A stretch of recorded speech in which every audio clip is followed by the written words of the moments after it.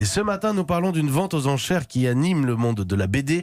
La pièce maîtresse de cette vente, je vous le disais, c'est une couverture à l'encre de Chine d'Hergé, estimée à plus de 270 000 euros. Et votre invité, Mathieu, c'est le président de l'Assemblée des départements de France, président de Charente-Maritime, Dominique Bussereau. Bonjour Dominique Bussereau. Bonjour Mathieu Béliard. Merci d'être avec nous sur Europe 1 ce matin. Tintinophile, vous avez mis cette passion en avant, y compris dans votre vie précédente de député, avec un club de parlementaires tintinophiles. Il faisait plus l'unanimité que bien des projets de loi. Ça, c'est certain. Près d'un député sur 5, lorsqu'on a créé ce club, ils ont décidé d'y adhérer. J'avais même dû écrire à Laurent Fabius, à l'époque président de l'Assemblée, pour qu'une équipe de la BBC puisse venir avec un chien Milou. Et ça fait du bien dans ce lieu, parfois un peu dramatique, de l'Assemblée, de voir que sur la personnalité chaleureuse de Tintin et toute son œuvre, tout le monde se rassemble. Alors simplement une petite question. Quand vous posez la question « Tintin est-il de gauche ou de droite ?», quelle est la réponse ? Alors écoutez, on n'avait naturellement pas de réponse. L'idée, c'était que chacun puisse choisir son Tintin. Donc il y avait Santini qui avait dit qu'il était centriste, un député gaulliste qu'il était gaulliste, député socialiste qu'il était de gauche. Voilà, Tintin, tout le monde s'y retrouve. Les enfants de 7 à 77 ans.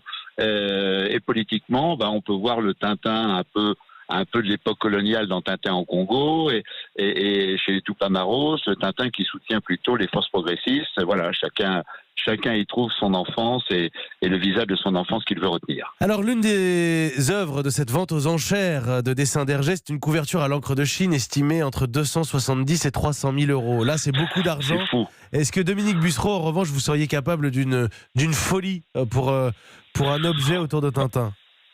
Si vous voulez, moi j'ai beaucoup d'objets autour de Tintin, j'ai beaucoup de Tintin dans toutes les langues, j'ai beaucoup de faux Tintins, parce que les faux Tintins, même si la Fondation Hergé les déteste, ils sont quand même assez drôles.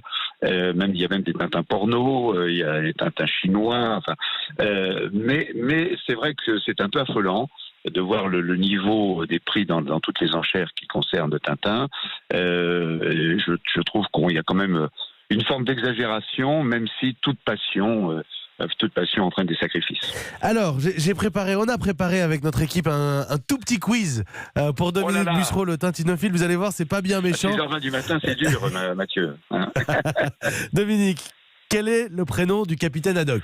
Archibald. Ah non, ça c'est Tournesol. Si, c'est Archibald. Si, vous avez la bonne réponse. Tout va bien. Capitaine, que se passe-t-il ? Pas le temps de bavarder le moussaillon, nous perdons de précieuses minutes. Enfin, capitaine, dites-moi au moins où nous allons.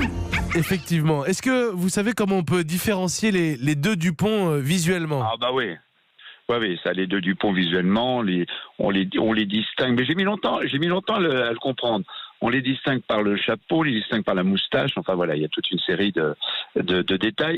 Alors, quelles sont les deux seules villes françaises traversées par Tintin lors de ses aventures ? Ça, c'est une question pour vous. C'est évidemment deux ports, à suivre d'ailleurs dans le même album. Le port de La Rochelle, où il y a la fameuse histoire du chapeau avec une pierre dessous, et Saint-Nazaire.